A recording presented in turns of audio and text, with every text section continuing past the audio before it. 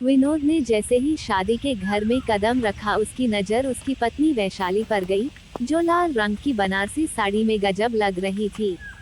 आज वो उसे पूरे 10 साल बाद देख रहा था। विनोद के साथ आया उसका 12 वर्षीय बेटा दौड़कर मम्मी की आंचल में समा गया। अजीब बात थी, विनोद अपने छोटे साले की शादी में आया हुआ था, जबकि उसने अपनी पत्नी से 9 साल पहले ही रिश्ता तोड़ दिया था। 9 साल से दोनों बिना तलाक के अलग अलग रह रहे थे। वह जानता था कि वैशाली से मुलाकात तो जरूर होगी, इसलिए वह सोच कर आया था कि जब वह नजर आएगी वह उसे इग्नोर कर देगा, इसलिए वह वैशाली को नजरअंदाज करके आगे बढ़ गया। कुछ दूर ही चला था कि सामने से उसकी 11 साल की बेटी प्राची उसके सामने आ गई। पापा कहते हुए विनोद के गले से झूल गई। विनोद भी बेटी पर प्यार लुटाने लगा। दोनों एक ही शहर में रहते थे, फिर भी आपस में नहीं मिलते थे। ये दूरियां प्यार की कहानी Hindi romantic story in Hindi कहानी। जब भी बच्चों से मिलना होता था तब उनके स्कूल में जाकर मिलाते थे। दोनों ने रिश्ते को पूरी तरह तोड़ दिया था। विनोद बिजनेसमैन था, वह अच्छा खासा कमा रहा था, मगर उसका वैवाहिक जीवन तहस नहस हो चुका था। वैशाली एक सरकारी बैंक में मैनेजर के पद पर कार्यरत थी। दोनों के रिश्ते के टूटने का प्रमुख कारण वैशाली का नौकरी करना था। विनोद वैशाली के नौकरी करने के सख्त खिलाफ था। उसने वैशाली को पहले ही कह दिया था कि अगर उसने नौकरी करने की कोशिश की तो वह हमेशा के लिए उससे रिश्ता तोड़ लेगा, क्योंकि विनोद को वैशाली का बाहर जाकर नौकरी करना बिल्कुल भी पसंद नहीं था। एक बार वैशाली की सास ने किसी बात को लेकर उस पर टोंट कस दिया था कि मेरे बेटे की कमाई खा रही है। वैशाली एक प्रतिभाशाली लड़की थी, वह अपनी सास की इस तंज को और अपने पति की बंदिश को झेल नहीं पाए और चुपके चुपके बैंक का एग्जाम दे दी और संजोगवश उसमें पास भी हो गई। जब विनोद को पता चला तो उसने साफ साफ कह दिया कि ज्वाइन करते ही उनका रिश्ता खत्म हो जाएगा। वैशाली ने जीत करके ड्यूटी ज्वाइन कर ली। उसी दिन से दोनों के रास्ते अलग अलग हो गए। वैशाली बेटी को साथ लेकर उसका घर छोड़ आई, बेटा विनोद के पास ही छोड़ दिया। शुरू में किराए के मकान में रह रही थी, फिर खुद का घर बना लिया। अब 9 साल हो गए थे, दोनों एक दूसरे के बिना जीना सीख गए थे। अजीब बात यह भी थी कि दोनों में से किसी ने भी तलाक लेने की कोशिश नहीं की थी। दोनों आज भी संवैधानिक रूप से पति पत्नी थे, मगर ईगो और जीत के कारण दोनों के बीच में फासले बहुत ज्यादा हो चुके थे। ऐसा भी नहीं था कि रिश्तेदारों ने उन्हें समझाने की कोशिश नहीं की थी, मगर दोनों ही जीत पर अड़ गए थे। विनोद के अपने ससुराल से आज भी संबंध अच्छे थे, इसलिए वह शादी का कार्ड देने पर शादी में चला आया था। दूल्हे को हल्दी लगाई जा रही थी, फिर हल्दी के बाद दूल्हे को तेल चढ़ाने का कार्यक्रम शुरू हुआ।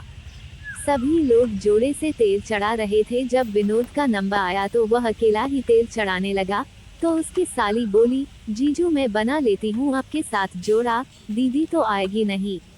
इतना सुनते ही पता नहीं वैशाली को क्या हुआ, वह झट से विनोद के पास आकर खड़ी हो गई। फिर दोनों ने मिलकर रस्म निभाए। 9 साल बाद यह पहला मौका था जब दोनों इतने करीब खड़े थे।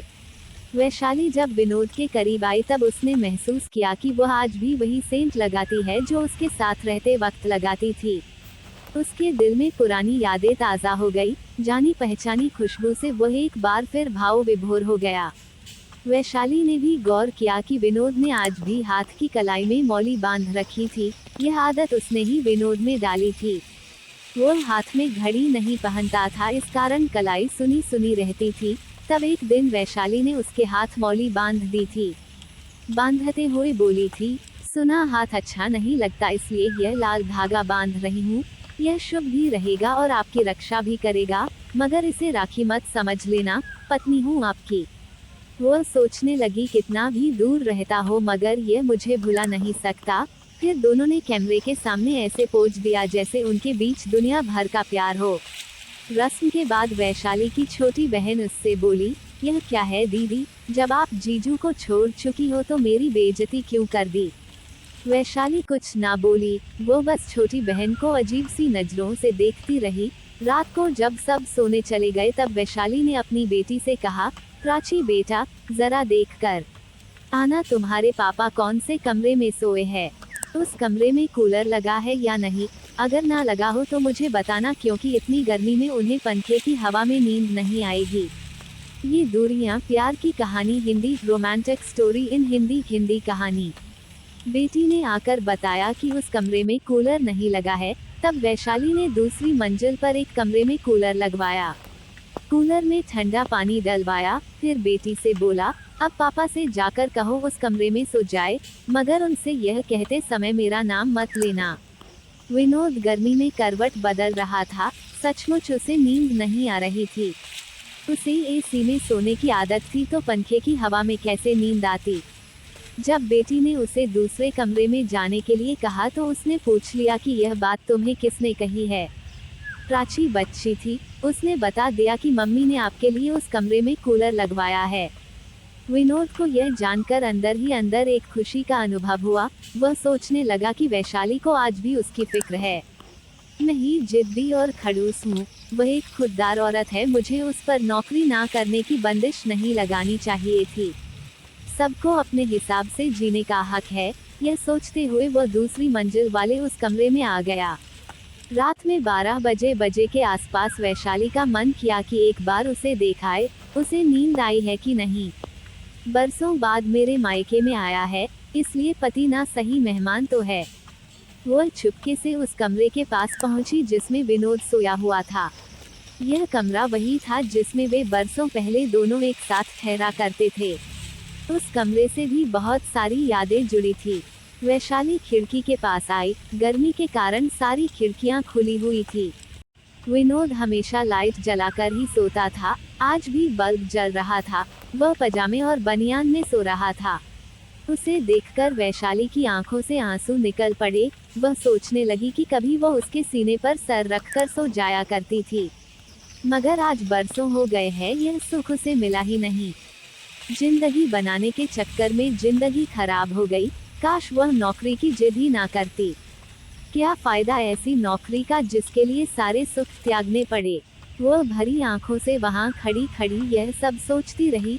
उसका मन किया कि सारी ईगो को छोड़कर वह अभी जाए और अपने पति से लिप्ट जाए। वह अभी भी मेरा ही तो है, हमने कौन सा तलाक लिया है, आज भी मैं उसकी पत्नी ही हूँ। फिर जैसे ही विनोद ने करवट ली, वैशाली का दिल धक से धड़क उठा। वह घबराते हुए नीचे अपने कमरे में चली आई और अपनी उखड़ी सांस को दुरुस्त करने लगी। अगले दिन रात को संगीत का कार्यक्रम था, मगर बच्चे और औरतें दिन में भी रिहर्सल कर रहे थे ताकि रात को नाचते हुए उनका वीडियो अच्छा बने। रात को वैशाली ने विनोद के मनपसंद कलर की साड़ी पहनी थी। वह स्किन कलर की साड़ी में बहुत सुंदर लग रही थी। विनोद तो उसे देखता ही रह गया। पूरे श्रृंगार करके वह गजब ढा रही थी। अभी 35 साल की तो हुई थी, यौवन अभी पूरे चढ़ाव पर था। तीखे नयन नक्श, गेहुआ रंग, उसे देखकर कोई कह ही नहीं सकता था कि वह 2 बच्चों की मां है। वैशाली एक बहुत अच्छी डांसर भी थी। कॉलेज करते समय उसने डांस में कई मेडल जीते थे, इसलिए जब बच्चों ने कहा बुआ आप भी नाचो तो उससे रहा नहीं गया। उसने एक पुराना गाना लगवाया, हम भूल गए रे हर बात मगर तेरा प्यार नहीं भूले। वह बावरी सी होकर डांस करने लगी। उसकी सुंदर प्रस्तुति देखकर सब तालियां बजाने लगे। विनोद को पता ही नहीं क्या हुआ, वह उठकर वहां से चला गया। नाचते समय वैशाली की नज़र विनोद पर ही तो थी। जब वह उठकर गया तो वैशाली के कदम धीमे पड़ गए। वह उसी के लिए तो नाच रही थी। उसके जाते ही वैशाली ने नाचना बंद कर दिया। स्टेज पर दूसरे लोग नाचने लगे। वैशाली की नज़र विनोद को खोजने लगी। वह उसे ढूंढते हुए बाहर आ गई। वह कहीं नहीं दिखा तो वैशाली उसके कमरे में उसे देखने चली आई। कमरे का दृश्य देखकर वह सहम सी गई, क्योंकि विनोद रो रहा था। उसके हाथ में रुमाल था, जिससे बार बार वह अपने आंसू पोंछ रहा था। वैशाली ने पहली बार उसे रोते देखा था। पता नहीं क्यों वैशाली से रहा नहीं गया। वह चुपचाप उसके सामने जाकर खड़ी हो गई। उसे देखकर वह ठिठक गया, रुमाल को जेब में डाला और नॉर्मल होने की कोशिश करने लगा। वैशाली टक टक उसके चेहरे की तरफ देखने लगी। विनोद ने घबराकर दूसरी तरफ मुंह कर लिया। वैशाली फिर से उसके सामने खड़ी हो गई, फिर हिम्मत करके बोली आप रो रहे थे। वह तुरंत बोला नहीं, आंख में कुछ गिर। गया था। वह बोली पानी लाकर दूं क्या? वह बोला नहीं। वह वापस बाहर जाने लगी तो पीछे से वह बोला, माफ कर दे। वह ठहर गई बिना मुड़े ही बोली, कि किस बात के लिए? वह बोला मेरी गलतियों के लिए, मेरी जिद के लिए। वैशाली बोली अब क्या फायदा, आपने मुझे पिंजरे में रखना चाहा था, मुझे घुटन हुई मैं बाहर निकल आई। वह तड़पता हुआ बोला, वह मेरी गलती थी, मैं स्वार्थी हो गया था। मैं चाहता था तुझे कोई और ना देखे, तू सिर्फ मेरे पास रहे, दूसरे मर्दों में जाकर ना बैठे, कोई तुम्हारी तरफ नजर भी करता था तब मुझे बहुत बुरा लगता था। तुम एक चरित्रवान नारी हो, तुम्हारे मन में कोई मैल नहीं है। वह बोली, अब क्या फायदा, अब हम बहुत दूर निकल आए हैं। वो उसके सामने आकर खड़ा हो गया, फिर कान पकड़कर उसके सामने बैठ गया और बोला, तुम मेरे पास लौट आओ प्लीज। उसे इस तरह से मिन्नतें करते देखकर वैशाली को बहुत सुख मिला, मगर वो औरत ही क्या जो नखरे ना दिखाए। वह बोली, अब मुझे आपके बिना जीना आ गया है, इसलिए मुझे भूल जाओ कहकर वह कमरे से बाहर जाने लगी तो विनोद ने लपककर उसका हाथ पकड़ लिया। वर्षों बाद पति का स्पर्श पाकर उसका दिल धक धक करने लगा। वह कमजोर आवाज में बोली, मेरा हाथ छोड़ो, मुझे जाने दो। मगर विनोद ने झटके से खींचकर उसे गले से लगा लिया, फिर वह रोते हुए उसके गले से लिपट गई। साथ में बोल रही थी कि आप बहुत बुरे हो। वह भी रोने लगा, बोला, तेरी बहुत याद आती थी। वह बोली, मैं रोज आपकी राह देखा करती थी। वह बोला, दिल तुम्हारे पास आना चाहता था, मगर कमबख्त यह अकड़ पैर में बेड़ी बांध जाती थी, तुम्हारे पास आने ही नहीं देती थी। वो उसे बाजुओं में जकड़े हुआ बोला, अब कभी इस अकड़ को पास भी नहीं आने दूंगा। बहुत देर बाद समझ में आया कि पति पत्नी के रिश्ते में अकड़ का क्या काम। यह रिश्ता तो कुछ देर रुककर तुरंत मनाने का है। वैशाली का शरीर कांप रहा था। वह बोली, अब कभी मुझे खुद से दूर मत करना। वह बोला, अब तो सांस छूटेगी तभी हाथ छूटेगा। दोस्तों, पति पत्नी का रिश्ता कुछ खट्टा मीठा सा ही होता है। अगर दोनों में प्यार हो तो दोनों एक दूसरे से बिछड़कर नहीं रह सकते हैं। बस इन सब के बीच आ जाती है तो वह है ईगो, जिसके कारण दोनों ही एक दूसरे के सामने अपनी गलती मानने से झिझक हैं।